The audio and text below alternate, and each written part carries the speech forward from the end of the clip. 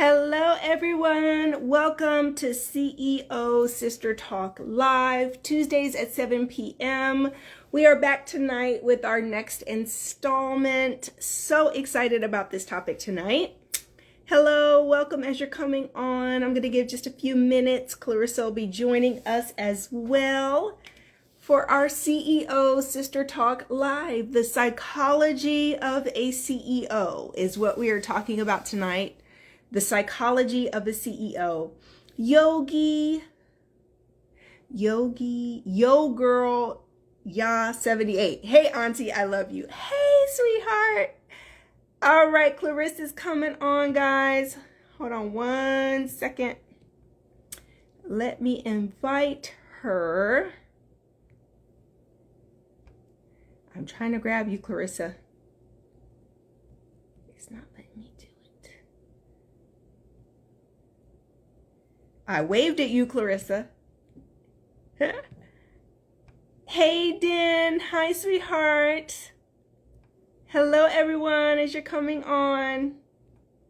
Clarissa, are you able to send a request to join?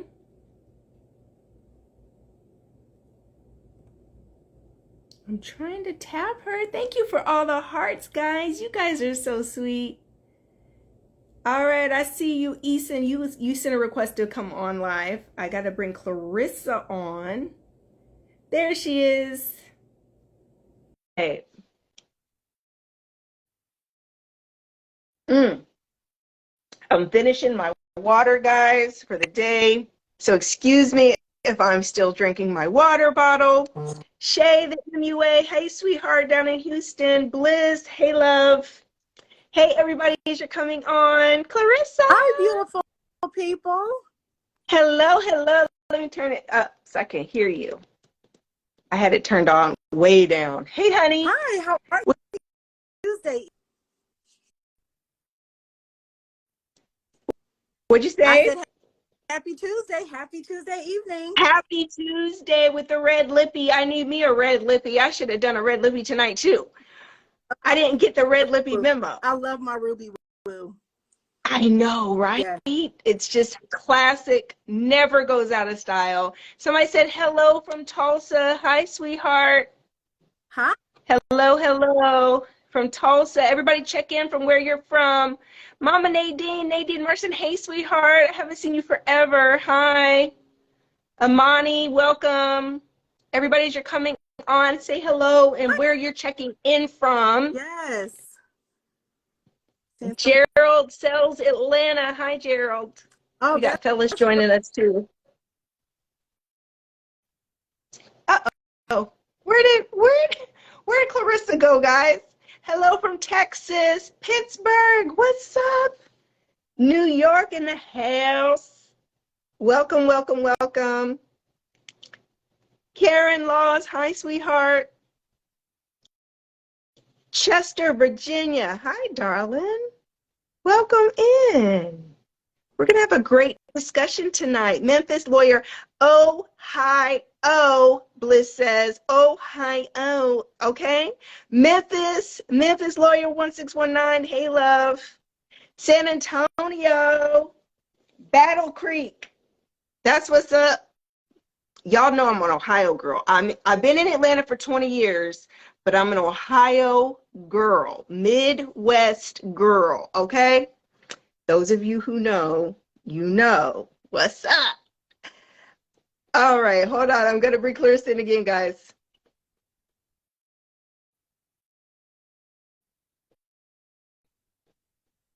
Dewan Cole, Makeup Mentorship, welcome in.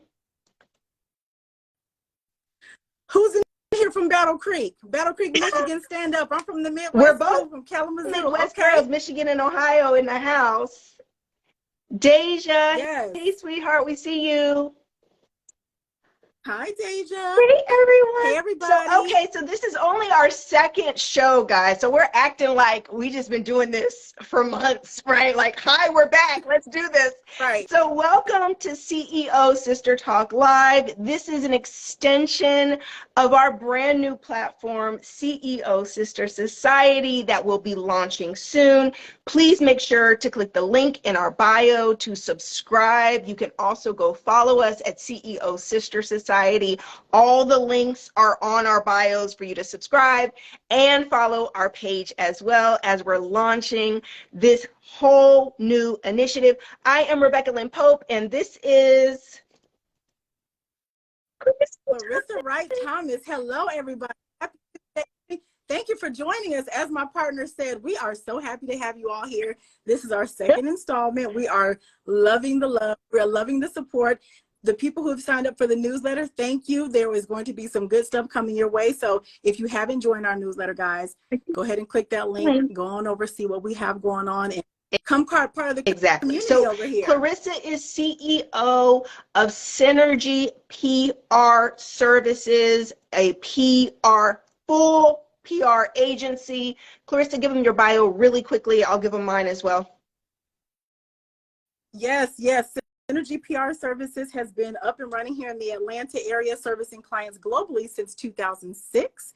And we are happy to just look, we work with clients from authors to athletes to television personalities, reality TV, people that work at the White House, and everything in between. So we've got a plethora of experience, a plethora of things that you'll learn from just listening to people who do stuff all day, every day in all walks of life. So that's me, been the CEO of that company. And prior to that, my education was in marketing and management, and my work history parlayed itself into entrepreneurship. And that's how we have a PR firm. Woo, woo.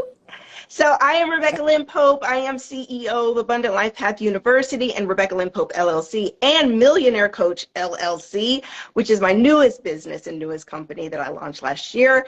And I train and certify coaches for a living. I'm also a best-selling author. Prior to training and certifying coaches, I literally coached people all over the world. So I've been really well known for being a YouTuber, a vlogger, love and relationship coach, abundant life coach, and I have say it again. Internet's auntie. I am the internet's auntie, the internet's sexy auntie. I'm a grandma. It is my goal to be the sexiest Gigi that ever walked the face of the earth. So I'm claiming that. And so yeah, I love all things. So prior to owning those businesses, those companies, guys, my first really large company was a construction company. I absolutely love all things business, all things branding, marketing, sales. I just love business. So Clarissa and I have partnered up to collab to create the CEO Sister Society to help women in business like ourselves. Everybody's still saying hi and coming on. All right. So your face is hi, everybody. All right, Clarissa, did you have anything? So tonight our topic is the psychology of a CEO. Clarissa, did you have anything to kind of open up with? I know I've got a lot of notes, a lot of things I want to make sure we cover tonight, but you go ahead and get started. Yes, so everybody on this live with us, you've joined us because you have either aspirations to become a CEO or an entrepreneur. You're in a very high functioning position at the company you're with, and you may be looking for a little bit more. So tonight's topic, the psychology of a CEO, is going to kind of cover all the things that cover your mindset, how to move past obstacles, how to navigate by plateaus and all kinds of things. So I will start off by saying that the psychology of a CEO is one of the foundational, it's one of the most important things when you're building a foundation for yourself as a professional woman. It dictates your day-to-day outcomes. It dictates the results of how your success how it will look. It dictates the difference between small success and big success. Going hard sometimes, going home other days, defeated. Your mindset and the psychology that you put into every day that you come to your desk, it matters. Your day-to-day activities will be a direct reflection on your mindset. And we all know this to be true, because if you wake up on the wrong side of the bed, or say you woke up on the right side of the bed and 10 minutes into being awake, something weird happens and the rest of your day kind of has that same flow. Yeah, the psychology is very important, and how to rein that thing back in when you have to, if you're facing some trouble. So yeah, that's what we'll be talking about So tonight. one of your the questions. things I did today as we talked about this topic and coming on tonight to talk about this topic is I kind of sat down and profiled myself, Clarissa, because I just thought about what are the key psychology traits, mindset, and characteristics of why I've been successful as a CEO. And one of the first things that came to mind as I kind of wrote down my psychology is I am a goal-driven person. If you are not someone who loves to set goals, crush goals, if you're wanting to be a highly successful CEO, you're going to have to develop that mindset if you want to be successful in business. Because if you're not a self-starter, because that's the other aspect of the psychology, if you're sitting around waiting on someone to give you a pat on the back or daily encouragement, or if you're waiting for somebody to give you permission, to take the initiative to do what you need to do for yourself, you're going to find yourself very frustrated, stalled out, not reaching not literally meeting any benchmarks in your business, not making money in your business. So number one, to me, my number one part of my psychology that I know helps to make me so successful is I am a goal getter, right? A goal driven person. I love to write down what I'm doing today, what I'm doing this week, what's going to get done this month. And I'm checking those things off, and it is strategically set to say, this is what the larger goals are for this month, for this quarter. This is what it gets broken down into for the week. And this is what I need to be doing daily in order to move that measurement, move that mark along further to the goal every day. Clarissa, that was one of the first things that came to mind for me. Yeah, and you touched on something super important, that I think that when most of us are starting out and we're looking for people with a like mind, they may not necessarily be in our circle. So we go to YouTube, we go to the internet, we go places to find people, and success leaves clues. We've heard this a lot of times. And if you look at the psychology of successful people, they're regimented. They have, like you said, writing down goals, being goal oriented, having a go-getter spirit. Lots of people like the idea of entrepreneurship or being a CEO or a C-suite professional, but you have to have some things that are character. Well, if you don't have them, you can develop them, but you have to be resilient. You have to learn persistence. You have to have an idea that a mind that can pivot quickly in any kind of situation. And you have to understand that everything, you can put goals on a board, but not everything is chiseled in stone. Lots of times people will get their psychology knocked off of its axle because it's like, oh, I'm 1 year into business and I didn't do this or that. Oh, I'm just going to give up. Oh, I hit a plateau. So the commonalities between people that are successful and stay successful are making goals. They have morning routines. What does your morning routine look like? When I think about myself as an entrepreneur, when I'm starting to notice things are going a little bit left or right, for me, it goes back to the fundamentals, writing the goals down, making things visible for yourself. And just that thing alone helps to relieve anxiety that you may be feeling at the beginning of your day, which can psych you out and take your day in a direction that you didn't mean for it to go. So you're writing down the goals. Being a goal and go-getter is really important, but you have to have discipline. You have to have belief in yourself, and you have to kind of be your own support system. All the time, you won't be able to lean out on other people to help you figure things out. And if anybody on this chat has started a business that nobody else in their family understood, or nobody around you had that type of business, you kind of have to learn to depend on yourself. So it goes back to systems and best practices. Yeah, and so yeah, especially that's in the early stages of a business, you're not going to have staff. You're going to be doing it all. Feeling a sense of overwhelm is really common with the psychology of a very early new CEO. You're not always, you're, the finances are not there to hire 10 staff Mm-hmm. members to outsource all the things you don't want to do. Guess what? When you're a brand new CEO of a new business, you're going to be a Jill of all trades for a little while. You're going to be learning a lot of different things, and there's a learning curve for you to be able to get your business off the ground and keep it moving forward and becoming profitable. Guess what? You can't just throw money at things. You can't just, because one of the things that you've got to understand in your psychology is that it is important for you to learn the lessons that are necessary for you to run your business successfully. I have literally business consultant, have consulted so many people who are wanting to just throw money at things. Oh, Mm-hmm. I want to do this course, Rebecca. I want to create this. I want to do this. And then they're ready to just throw money at ads for it. They're ready to just, but they haven't cultivated their vision. They haven't cultivated their voice. They have not cultivated their audience. They have not cultivated and found out what is going to connect with their audience, what works for them, because what works for everyone else may not necessarily work for you. Just because you watch the YouTube video of sevenfigureceo.com that said do it this way, you actually have to put in the work through trial and error of seeing what's going to work for you, because you have your own unique CEO and business journey.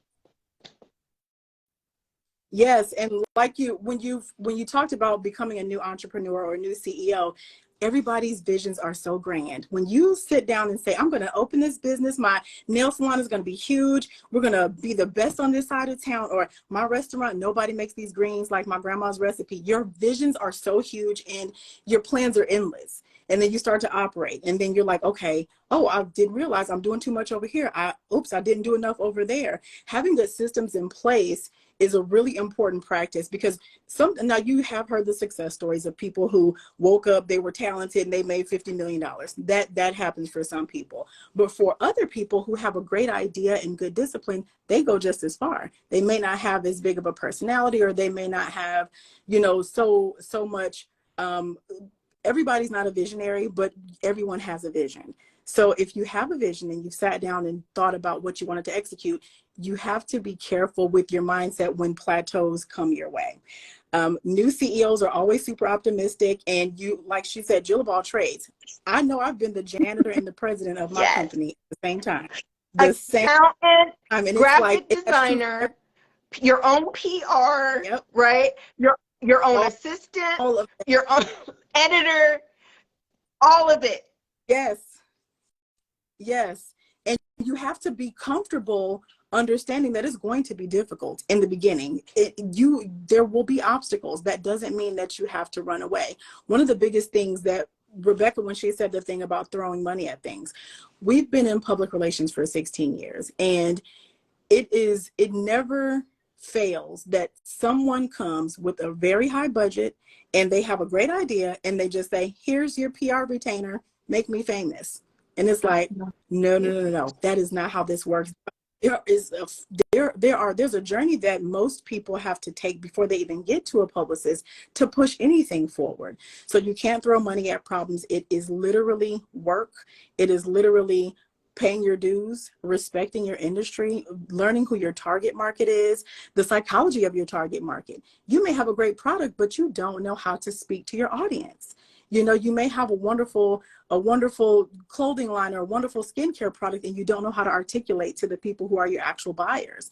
You think, oh, well, I bake cookies, but if you work at a gym, then maybe those people the ones buying your cookies. So you have to really sit down and do some research and things. So the psychology of yourself is important, but the psychology of your business and your consumer are also very important things to pay attention to. So nothing has to be chiseled in stone. Every good, every successful, every famous person has detoured once, twice, three times, and then they turn around and hit that target and like, okay, but it comes with the trial and error and doing the work. So yeah, that's a really good thing for y'all. If you're writing notes, the other thing I wanted to touch on is the scarcity mindset, the lack mindset. When you have a lack mindset, one of the things that shows how it shows up in your business, guys, is you think everyone's your potential customer. Everyone is your potential client. Believe it or not, that comes from a lack mindset. You're afraid to drill down into your niche or who is really for you. Who really wants your product? Who are you? Who are you connected to? Who is drawn to you? Who finds you relevant and relatable?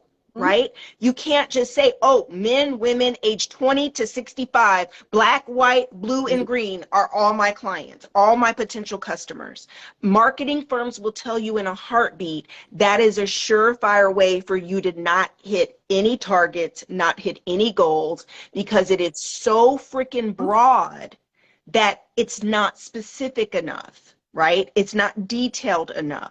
So the scarcity mindset can show up in so many different ways in your business, and you won't even realize it, that it's fear that's undermining you, that you don't want to be limited to a demographic of society that's only 1 billion out of the 8 billion people on earth. You want all 8 billion people on earth to be your potential client. You don't need 8 billion potential clients. You need a tiny, tiny fraction of that for you to literally be a multi-millionaire or billionaire. You only need a fraction of society to become your client. That's right. And when you have the mindset that everybody's your client, you get your feelings hurt multiple times along the way. So during business building and the growth periods of your business, you have to realize that criticism is a form of feedback. So even though you may not like the way it felt, somebody's point really may be valid. So you have to, if you cast your net super wide and you thought that everybody who you went to church with and went to school with, of course they want to buy this. No, they don't. Sometimes, lots of times, people's initial support group are people that don't know them at all. The people who patronize your business, they're complete strangers. And you have to, along the way, take you do your focus groups, you sit down and you ask questions, and people around you that do care, they'll give you feedback, but your customers will give you feedback and tell you, I'm not your customer. Or the people you're casting your net to, they don't respond, they don't click through the emails you send. You have your MailChimp where it tells you how many people opened your emails, and it says 0.2% out of 500 people answered, and you're like, oh my gosh, nobody cares. So you have to be able to continue to use adversity as fuel along the way too. Your mindset has to encompass feed anything that goes into your machine. You have to convert it to some sort of fuel to move you forward. Small steps are still progress. So lots of, you set a goal for 6 months, but it happened in 8 months, that's still a success. You set a goal for a year and it happens in 8 months and you're feeling super successful because, oh, I met my goal faster than I thought I would. The self-doubt and the things that will come up along the way, you have to just continue to move forward, because you will hit your target at some point if you are persistent and consistent. Yeah, I just can't say that enough. Not giving up is vital to you figuring out who your tribe is. And once they find you, once you find them, okay, now you have your percentage of people who made you a multimillionaire because you only need 100,000 to buy your $20 thing, and now you've hit pay dirt. So yeah. I'll say this, and I'll share this like very transparently. I've been on social media for a decade plus. And guys, one of the things I learned very quickly is that in these social media streets, it's very easy for you to feel like you don't have enough likes, you don't have enough followers, right? For you to make the kind of money you want to make. Well, what I've learned is it's not about how many followers you have. It is about how many supporters you have. How many of your followers are actually engaged? How many of your followers are converting into clients or customers? I learned very quickly from working with business consultants when they would get into the back office side of my business, even though I'm considered a micro influencer. I don't have millions of followers, but I've literally made millions with the followers I do have. Business consultants would get behind the scenes in my business and they were blown away by the conversion rates behind the scenes in Yep. my back office, because they're like, whoa, your audience is highly engaged.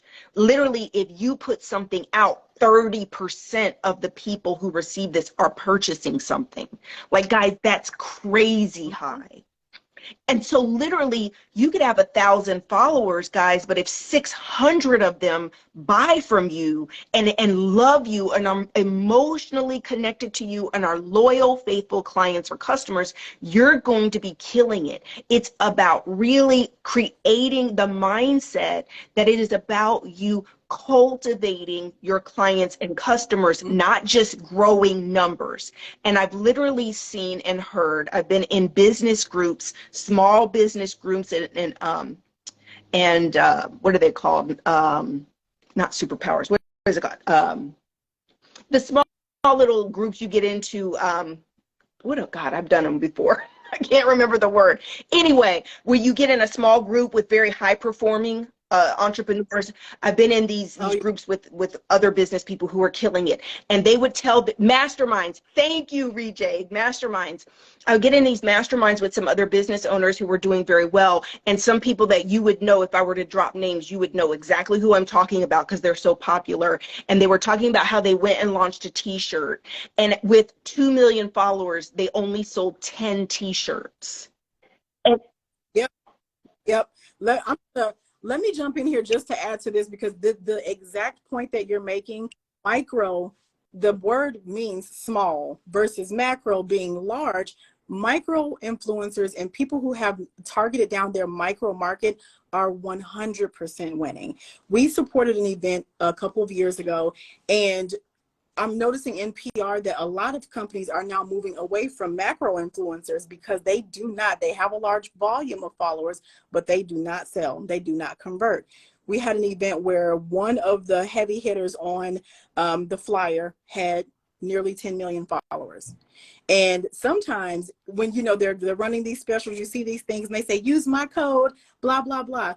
We had an event and the person that had nearly 10 million followers had 0 of the 100 seats that were sold. Now the venue did sell out, but the codes that came in all came from the micro influencers.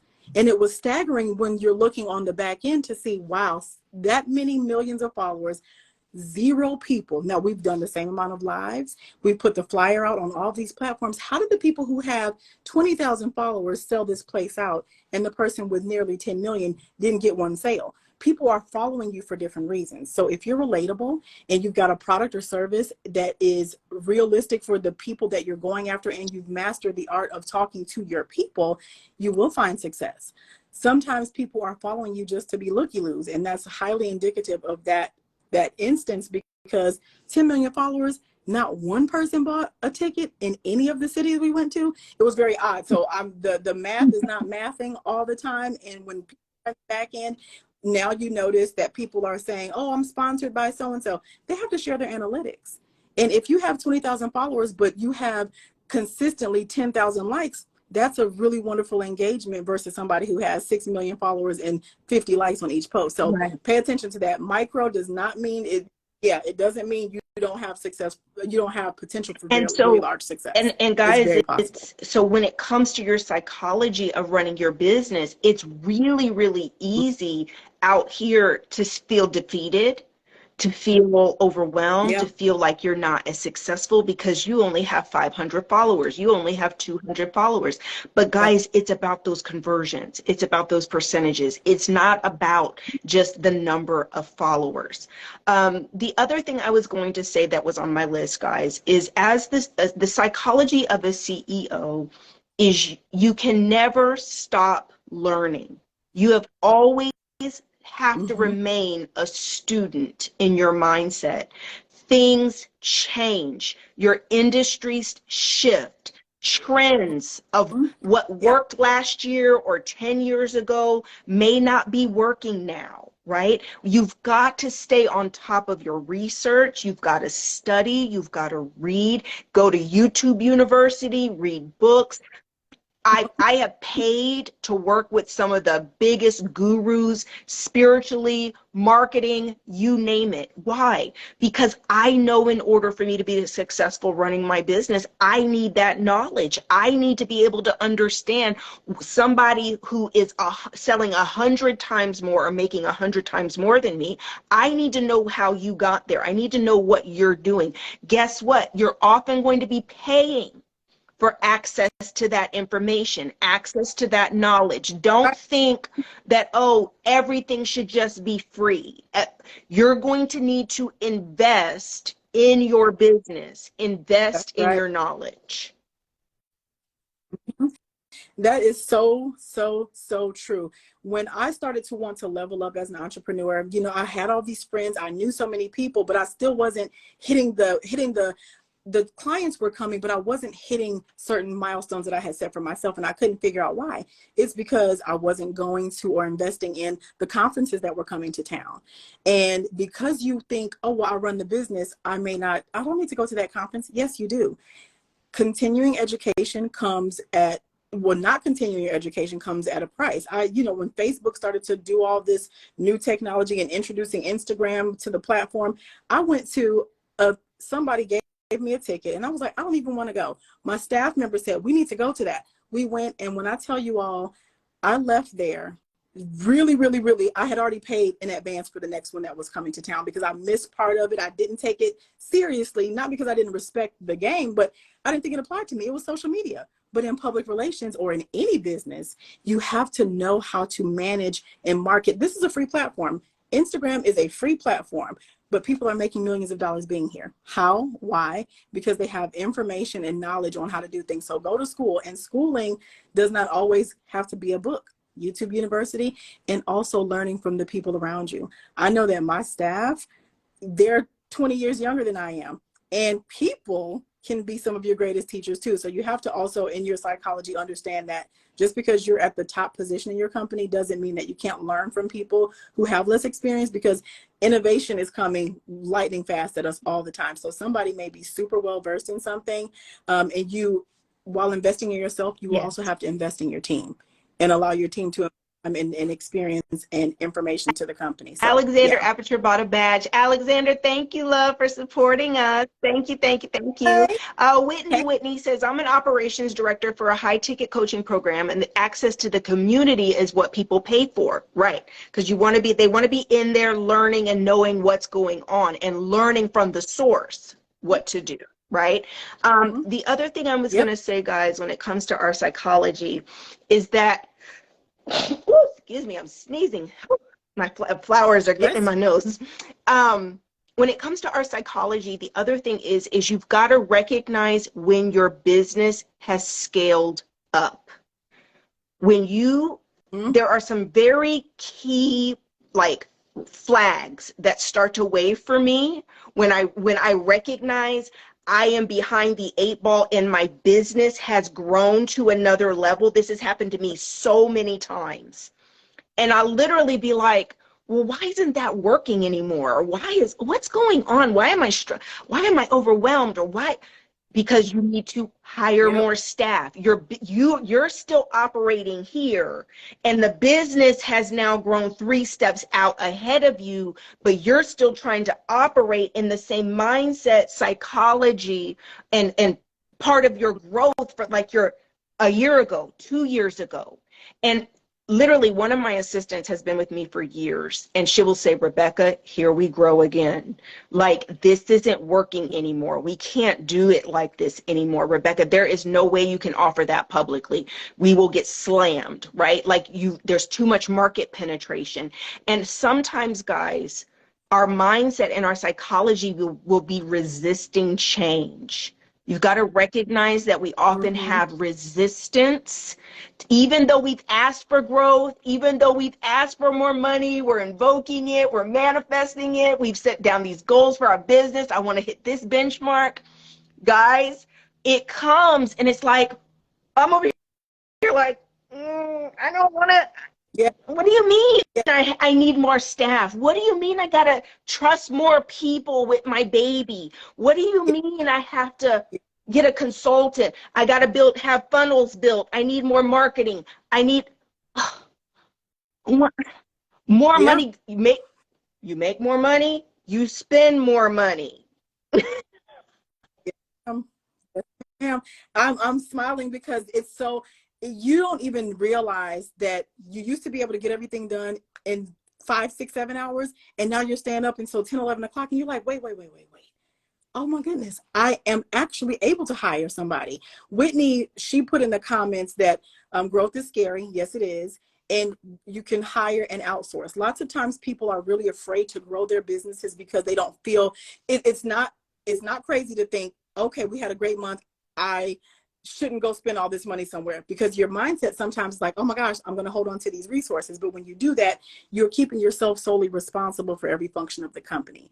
You are going to have to offload some of those tasks, because if the boss or the person at the top of the food chain is bogged down with everything, who's out there servicing new business? Who's out there getting new clients? Nobody. So you have to grow, outsource. And there are so many people who, we work in a world where people are working remotely. Project managers are managing multiple clients. You can get people that don't have to come to an office space. Some people say, oh, I don't have office space, I can't hire people. Not true. Not true at all. You have your project manager. One of my team members lives in another country and she's been with us nearly 2 years. We've never missed a beat. We have never missed a beat. So you have to hire. And if you can't hire like W-2 type hire, then you get freelancers on your team. You get contractors on, you get people on your team that work with you per project.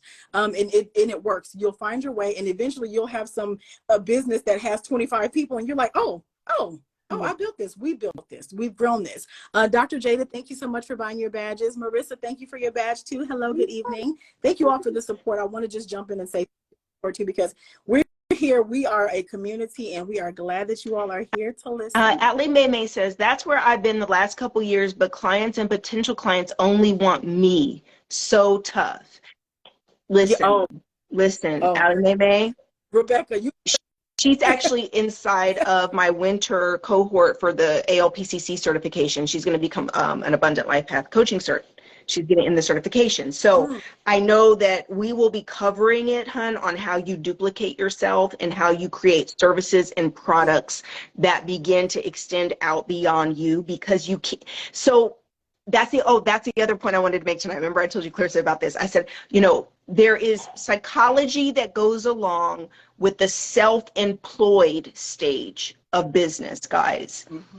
Being self-employed is when you work and it is still transactional, kind of the same way as a 9-to-5, except you're punching the clock for yourself and you create your own income. But if you don't work, you don't make money. It is still transactional. And that is where most small business owners are at. They are self-employed. It is not enterprise level of business, which is what Ali May is talking about. Making the transition and the shift from self-employment mindset in psychology to enterprise level psychology for your seat as a CEO is a big one. It's a big one. I literally had to put myself through CEO school, is what I called it, because I recognized where I was at in the stage of my business, and I was still trying to hold on to old psychology, but it was outgrown and it was over, and the business was growing and expanding at a level, and it was now time to make money in my sleep. This is where we're no longer exchanging hours for dollars. And this is the goal. If you really want to make your next level money, you can't keep exchanging hours for dollars. No, you cannot. And the young lady who mentioned that the clients only want her, I know Deja's she's watching this live. Deja works with me at Synergy. And as the person who founded the business, we experience that regularly. Rebecca and I have actually had many conversations where I'm discussing like, wow, the business is growing, but I'm tethered to the desk because of the clients only wanting to work with me. There are ways to retrain the minds of the people that you're servicing, because if you provide a good service, of course people are going to want to talk to you and be with you, and they get scared when they see new faces. You have to rebuild the psychology of your client while you're building your own psychology, because like Rebecca was saying, when you hold on to everything, you are losing sight of some of the things that you could be getting that are bigger. And the passive income and the making money while you sleep is never going to happen, because first of all, you're never asleep, because you are always up working, because you won't let go. So yeah, there are so many different things that we learn along the way. And when we impart these things onto our people in our networks, they say 3 months later, I'm so glad I listened to you. That thing you said, oh my God, that worked. You have to really find a tribe that has been where you've been or are going where you're going, and listen. You have to be able to listen too. That's a really important part of the psychology of a successful entrepreneur. Yeah. Having your ears open all the time. And one of the things, I've even had a conversation with some of my coaches this week. We were in a meeting and I was saying how, you've got to shift when it's time to shift, right? There's going to be seasons in your CEO journey. And one of the things I've recognized is that if you hold on to old things for too long, guys, and God is in it for you to move forward, you've asked for greater, and you keep holding on to the old, God will make the old stuff stop working. Like, real talk, the spiritual side of this, right, is that when you've asked and you're manifesting certain results, well, guess what? Now God's going to start to push you out the nest, right? It's like, fly, little birdie. It's time for us to soar to the next level. And guess what? This old ish ain't going to work no more, right? I felt resistance last year. I was getting ready to build our new app, that we have a brand new app coming where the public is going to be able to hire an abundant life coach to work with my certified abundant life coaches. And as I was literally, in the works of planning it, guys, I felt so out of control, because we're all control freaks. Like, we just have to be honest that as human beings, we are control freaks. And especially as CEOs, we are control freaks. We want to know what's going to happen. We want our arms wrapped around everything. And so if that gets a little too out of hand, you can be hindering, your own growth.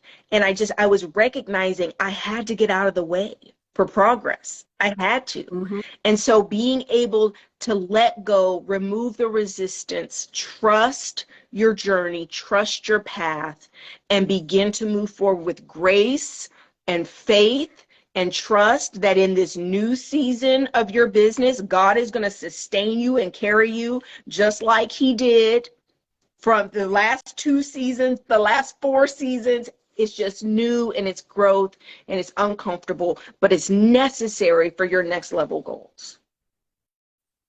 It is. And when you, Whitney, I think that was Whitney that said you have to detach. I believe so. If it wasn't, I'm sorry for missing the name. But when you are growing something, guys, it is so important to self-check frequently. We do SWOT analysis on our clients. When we bring a client on, we look at a couple of things before we even work with the brand. We look at, and SWOT stands for SWOT, strengths, weaknesses, opportunities, and threats. That tells us the psychology of the founder of the business right away. When we start to look at those things, what are the company's strengths? If all the strengths are literally only pertaining to the founder of the business, that's a red flag. Okay, weaknesses. If all the weaknesses are always external things, that's a red flag. Opportunities, people always feel like there are tons of opportunities, so we don't have problems there. And then sometimes people are very blind to the things that are threatening their success. So you have to check yourself too along the way. You could be literally standing in the way. You could be the barrier to the next level of success, and you're looking around for success and you're standing in front of the flashlight. It's like, oh, okay, it's me, I'm the problem. Delegation is very difficult, but when you trust yourself, trust the process, and you hire people with intent to build something, not just, oh, I need somebody to come on in here and help me knock these couple tasks out. No, do everything with intent, do everything with integrity, and you will find that people gravitate to working with you. Repeat customers find their way to you, and your staff, the people that work with you. I don't like to say staff. I like to, it's a team. We are a collective of people who are moving a project and a mission forward all the time. So they are invested too. So you invest in time in them, you invest time in yourself, you invest money into taking yourself to the next level. When you are a CEO, you go to conferences, you pay for consultants, you pay for people to come in and evaluate. That's what big girls do. Yeah. That's what big boys do. That's what you do. Okay, I'm sick of being 100,000 there. I'm ready to be a millionaire. Yep. What do? You pay for training, and just like you go to college for something, you level yourself up with education. And elsewhere. So keep that in mind this, too, guys, because we are launching CEO Sister Society, and our live is part of our platform. CEO Sister Society. I've literally, some of my closest, dearest friends who have become like sisters have been women I've hired out either personally or professionally in a professional service. I have literally hired, as a wellness coach, my health coach, or a weight loss coach. I met Clarissa, hiring her as my PR agent, hiring her firm. That's how I met her for the launch of my TV show, right? These connections I made is because I made a financial commitment and invested in their businesses, and we got to know each other first on a professional level. And back again to what I said, you're going to have to invest in some things, because some of your best relationships are going to come from the services and people that you are sewing into your business. Literally, some of my very best friends, fast forward to today, have come because I hired them to help me in one form or another. My accountant, I mean, I swear to God, I think I text my accountant every other day. Like every 2 days, I'm texting Ashley. Like, Ashley, what about this? Oh, do you have a referral for that? Oh, I need a new software. Do you have a tool? Right? She works with millionaires and billionaires all day long and sees, just like Clarissa, who has a who's who clientele of PR clients. My accountant is the same way. She works with so many different types of business. I literally, like 2 weeks ago, needed software for our new app that we're launching for the coaching app. I said, Ashley, what do you have that's a back office, accounting, bookkeeping, payroll, scheduling, system referral? Do you have something? She sent me 2 options. The very first one is the one we ended up going with and buying and investing this week. Like, because guess what? She is a whole total resource. Total resource. And your network becomes part of your net worth. As you go along, you're connected just by 1 or 2 degrees from everything that you need. When you get to a level where all of your friends are CEOs, presidents, and things like that, everything that you are looking for is 1 phone call, 2 text messages away. In the beginning of my career, I did the whole 6 degrees of separation for the people that I really wanted to meet along the way in my career. I can tell you now that I'm literally 1 degree from every single. Now there are 2 people that I have. I'm not gonna name them. I will. Oprah and Barack Obama. But it's just 1 degree of separation between those people and myself right now. Instead of the 50 degrees in the beginning, my network from things I invested in. Met someone at a conference, invested in a workshop, went to a women's retreat, did things that elevated me as a woman, that helped me to go back to my business and elevate things. And now I'm sitting in the room with people who they own the software companies like that you needed for the app. They own the stuff. Exactly. They're in the room with you. Now they're in the So your network. I know we're wrapping up on time, Clarissa. I had one more point I wanted to make before we get off of here, is leadership. Guys, the psychology of a CEO, you are a leader. One of the things that I think is one of the hardest concepts that I have found with new and emerging business owners and CEOs is to really take on that hat that of leader, to own it. Not like, oh, Rebecca, I mean, you know, I just want to help people. I just want to serve. You are a leader. So guess what? The fact that you've started a business makes you a leader. That is only such a small percentage of the population that has the balls to step out. Yep. It doesn't matter that you still have your full-time job and you started the business. Stop looking down on your business because you're not doing it full-time yet. Stop looking down, oh, because you haven't made your first 6 figures yet. Guys, listen to me. The fact that you're even doing it makes you a leader. You are in a very elite, small club of people when you start a business. And you've got to start, I promise you, the more you take on the psychology of leadership, the more you take on that identity of leadership, you start reading leadership books, you start going to leadership conferences, workshops, webinars, and you rub elbows with other leaders and owners and CEOs and founders, your business is going to begin to grow, because that is the energy that your business needs in order to thrive. That's right. And I want just to, like you said, we're wrapping up. Everybody take 2 seconds, grab a pen, grab your notes on your phone, because I'm going to run through the top 5 ways to keep your psychology as a business owner on track. So I'm going to give y'all 5, 4, 3, 2, 1. I'm going to start. Okay.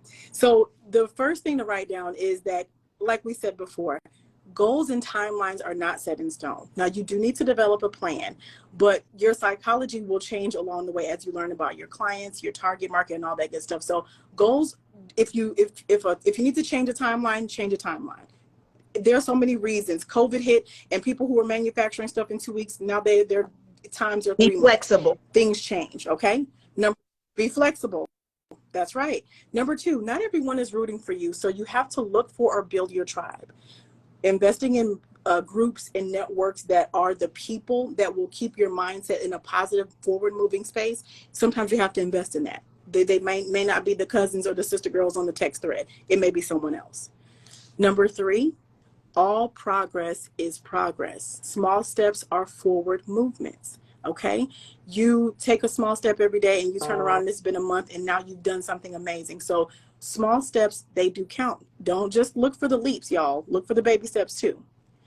Number 4, accept feedback and turn it into fuel. Okay, everything has to, it has to feed you some kind of way. It's going to feed you some kind of way. Dr. Jade is on here, okay? She's a doctor who's helping people to learn the psychology behind why they eat the way they do. But I mentioned her because you learn that everything that you put in, it will fuel something. Negative stuff fuels, negative diets fuel skin problems, hair issues. Okay, what you're putting in is going to feed you some kind of way and it will show up. So keep the positivity coming in. Intake and output is very important. So intake good, and even if you intake bad, turn into good to put it back out. Okay. And the last thing is, people regret most of all giving up. Okay. Giving up is the one thing that people that gave up after 6 months or a year, 5 years from now, they see the people that started with them, that they found the success, they're defeated. The defeated mindset will keep those people down for a long time because they just didn't continue to try or look for ways to grow their mindset. Mindset has a lot to do with everything. So hope you guys wrote those things down, and I'll keep notes in case anybody. We'll send out, if you're on our list, we're going to send out the summary. We'll send out those 5 steps in our summary email out to our list. Hopefully our email marketing software is up and running tomorrow, but we'll send out the summary. Get on, go subscribe as soon as you get off tonight. Subscribe to our newsletter, because we'll send out a summary as well with a link to the replay. Also, really quickly, guys, please remember to follow us on CEO Sister Society, okay? And then remember to subscribe to the newsletter so we can be in contact with you to give you the announcements for when we're launching the new membership and the platform. I'm just trying to think, Clarissa, anything else that I'm forgetting? Nope. the newsletter is going to be really important because there is where we will share all of the up and coming everything. Like she said, we'll recap the notes from tonight. This is something I want you to print out and put on your refrigerator. This is your first step in our CEO Sister Society. Put it on your refrigerator. This is our first assignment, y'all. And so Invest. One thing I wanted in that to paper. leave you with tonight is, guys, don't shit on humble beginnings. Years ago, I started coaching at $50 an hour, and I would meet my clients in a little coffee shop here in Atlanta. Some of my clients still remember, they're still around, they still follow me. I now charge $25,000 per client. It doesn't matter where you start, it matters where you finish. And so if you just won't give up and you just keep going, you're going to build your brand, you're going to build your marketing, your systems. It's all going to come, but just don't give up. Don't give up. All right, Clarissa, any last words? That's it, y'all. Write the things down and share these things with other sisters in your network. Send them to the newsletter link because you were here. You if you found something valuable, someone you know will find something valuable too. So we encourage you to share the group with your friends and family members that you feel would benefit from it. All right, we'll see you next Tuesday, 7 p.m., same place, same time. We love you guys. Blessings in abundance. Oh, make sure you get your Rich Girl Energy course that's out now. We start February 1st. Clarissa, did you have something to promote or anything you got going on? So our courses will launch next Wednesday. So we will be up and live. So if you follow my personal page, the one that's linked here, you will see that we've got some courses rolling out on do-it-yourself PR techniques, the do's and don'ts of becoming a forward-facing brand, and we've got a couple things that are coming down the pipeline. So and don't forget to hire Clarissa if you need full-fledged PR representation. She's your girl as well at Synergy PR. And also we have certification. Our brand new cohort is starting next week. You can sign up to become a certified abundant life coach, as well as get your Rich Chick Energy course as well to fix your money mindset. All right, guys, blessing. Talk to you guys soon. Bye-bye. Good night.